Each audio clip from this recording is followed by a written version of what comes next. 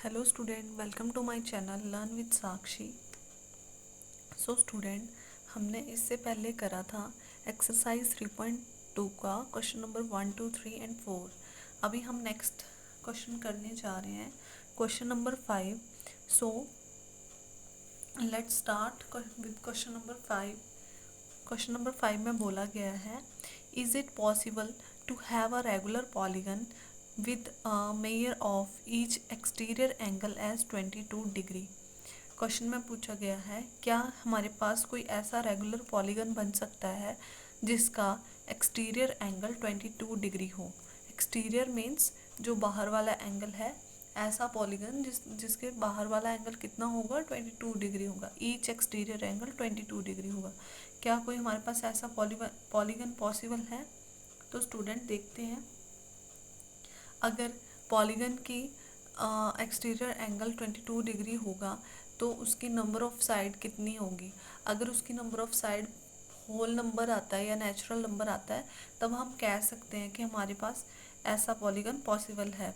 तो क्या करेंगे, हमें एक्सटीरियर एंगल ऑलरेडी दे रखा है और हमें पता है कि सम ऑफ ऑल एक्सटीरियर एंगल कितना होता है, 360 डिग्री। फर्स्ट यहाँ पे आप देखोगे कि हमें क्या दिया हुआ है, गिवन क्या है, each exterior angle is equals to 22 degree, कि जितने भी बाहर वाले एंगल है सारे कितने हैं, 22 डिग्री के होंगे। ठीक है।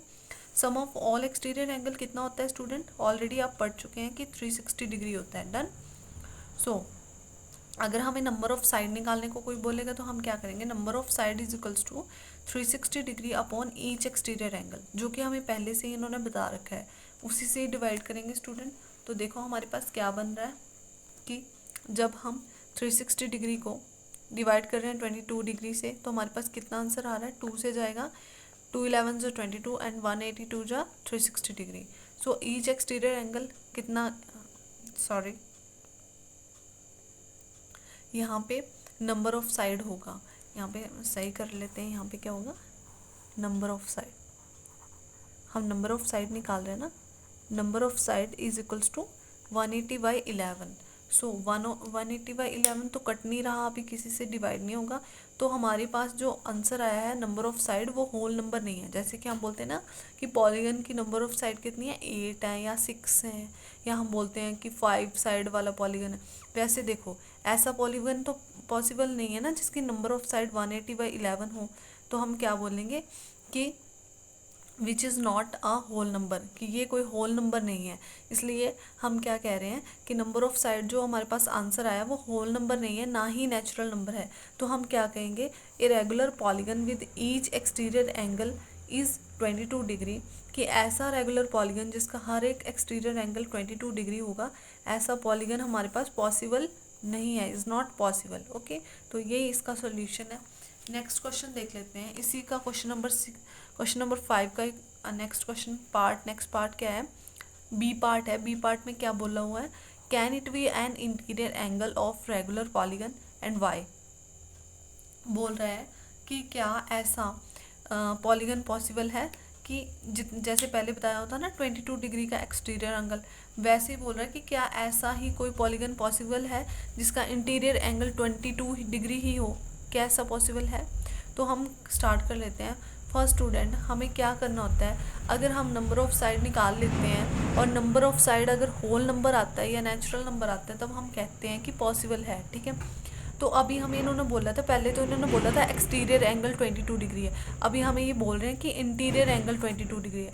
तो स्टूडेंट, हमें क्या करना होता है, नंबर ऑफ साइड निकालने के लिए क्या करना पड़ता है, 360 अपॉन एक्सटीरियर एंगल चाहिए होता है। हमें इंटीरियर एंगल दिया हुआ है, तो हम क्या करेंगे, पहले एक्सटीरियर एंगल फाइंड कर लेंगे। तो हम क्या कर रहे हैं, then exterior angle is equals to, यहाँ पे लीनियर पेयर वाला फॉर्मूला चलेगा, 180 minus 22 degree, 180 minus interior angle, तो ये आ गया हमारे पास एक्सटीरियर एंगल, माइनस करके 158 डिग्री, ये हमारा क्या आ गया, एक्सटीरियर एंगल हमने फाइंड कर लिया।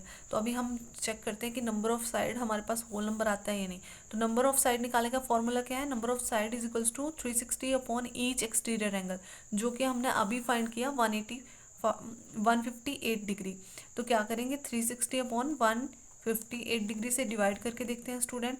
तो ये देखो, ये भी 2 से कट जाएगा, 2 7 जा 14, 1 कैरी, 2 9 जा 18, तो यहाँ पे 79 आएगा, ये भी 2 से कट जाएगा, 2 मल्टीप्लाई 180 कितना होता है, 360 डिग्री होता है, ये कट गया। पर हमारे पास आंसर में क्या आ गया, 180/79। Number of side is equals to 180/79, जो कि आगे डिवाइड नहीं हो रहा। क्या ऐसी नंबर ऑफ साइड हमारे पास पॉसिबल है? नो स्टूडेंट, हमें क्या चाहिए होगा, अगर होल नंबर या नेचुरल नंबर आंसर आएगा तभी हम कह सकते हैं कि नंबर ऑफ साइड ये सही आए हुए हैं, तभी हम कह सकते हैं कि ऐसा पॉलीगन पॉसिबल है। तो जो हमारे पास नंबर ऑफ साइड क्या है, होल नंबर नहीं आया, तो हम क्या लिख रहे हैं, which is not a whole number, ये कोई होल नंबर नहीं है, इसलिए क्या बोल रहे हैं, hence the polygon is not possible. इसी करके हमारा जो पॉलीगन है with interior angle equals to 22 degree is not possible. Okay, ऐसा कोई पॉलीगन पॉसिबल नहीं है जिसका इंटीरियर एंगल 22 डिग्री हो। नेक्स्ट क्वेश्चन पे चलते हैं। क्वेश्चन नंबर 6 आ गया हमारे पास। स्टूडेंट स्क्रीन आपको विजिबल रहे। What is the minimum interior angle possible for a regular polygon. बोल रहा है कि बताओ कि मिनिमम कम से कम कितना एंगल पॉसिबल होना चाहिए, तब ये बताओ कि कितना एंगल होना चाहिए पॉसिबल, इंटीरियर एंगल कितना होना चाहिए एक रेगुलर पॉलीगन बनाने के लिए। तो स्टूडेंट सबसे पहले देखो, रेगुलर पॉलीगन हमें पता है कि क्या होता है, जिसकी सभी साइड और सारे एंगल आपस में इक्वल होते हैं। तो मिनिमम से मिनिमम कैसा हम बनाएंगे रेगुलर पॉलीगन, हम ले लेते हैं ट्रायंगल को ले लेते हैं, क्योंकि 2 लाइन्स वाला तो हमारा नहीं होएगा ना, क्योंकि हमें क्लोज्ड फिगर चाहिए होता है, इसलिए हम ले रहे हैं ट्रायंगल को यहाँ पे। ठीक है, मिनिमम कौन सा है हमारा रेगुलर पॉलीगन, ट्रायंगल है, तो ट्रायंगल का ही एग्जांपल ले रहे हैं। ट्रायंगल की फिगर ड्रॉ करी हुई है। मान लिया ये तीनों एंगल कितने हैं, एक्स एक्स के हैं, क्योंकि हमें फाइंड करना है कि कितना डिग्री होना चाहिए ये वाला एंगल, मिनिमम कितना होना चाहिए, एक्स ही फाइंड करना है। तो हमने मान लिया कि ये तीनों ही कितने हैं, एक्स एक्स के ही हैं। ठीक है, तो यहाँ पे क्या आ गया, हमें पता है कि ट्रायंगल के तीनों एंगल का सम कितना होता है, 180 डिग्री। तो हम क्या कर रहे हैं, x प्लस एक्स तीनों एंगल को सम करेंगे, इक्वल्स टू कितना होएगा, 180 डिग्री। सो तीनों का सम करेंगे, 1x 2x एंड यहाँ पे ऐड करा तो 3x हो गया। तो यहाँ पे कितना आ गया हमारे पास, 3x is equals to 180 degree. अभी यहाँ पे देखो, 3 यहाँ पे क्या कर रहा है, इसको मल्टीप्लाई कर रहा है, दूसरी साइड जाएगा तो डिवाइड कर जाएगा, x इज इक्वल्स टू 180/3, 3 1 3, 3 6 18 और 0। ठीक है, तो x इज इक्वल्स टू 60, 3 से कट गया तो x कितना आ गया हमारे पास, 60 डिग्री आ गया। तो x की वैल्यू कितनी आ गई हमारे पास, 60 डिग्री। कि मिनिमम कितना होना चाहिए, therefore the minimum interior angle possible for a regular polygon is 60 degree. कि मिनिमम कम से कम इंटीरियर एंगल कितना होना चाहिए, 60 डिग्री होगा, तभी हमारा रेगुलर पॉलीगन पॉसिबल है। ओके स्टूडेंट, आई होप आपको क्वेश्चन समझ आ गया होगा। नेक्स्ट क्वेश्चन पे चलते हैं, इसी का ही पार्ट बी है। पार्ट बी में क्या बताया हुआ, but is the maximum exterior angle possible for a regular polygon. बोल रहा है अब ये बताओ कि इंटीरियर तो आपने बता दिया कि इंटीरियर मिनिमम कितना होना चाहिए, तो अब बताओ मैक्सिमम कितना होना चाहिए एक्सटीरियर एंगल। तो अभी हम एक रेगुलर पॉलीगन बनाने के लिए मैक्सिमम एक्सटीरियर एंगल कितना होना चाहिए, तो हम क्या करेंगे स्टूडेंट, सेम फिर से वही पॉलीगन के लिए वही फिगर ले ली।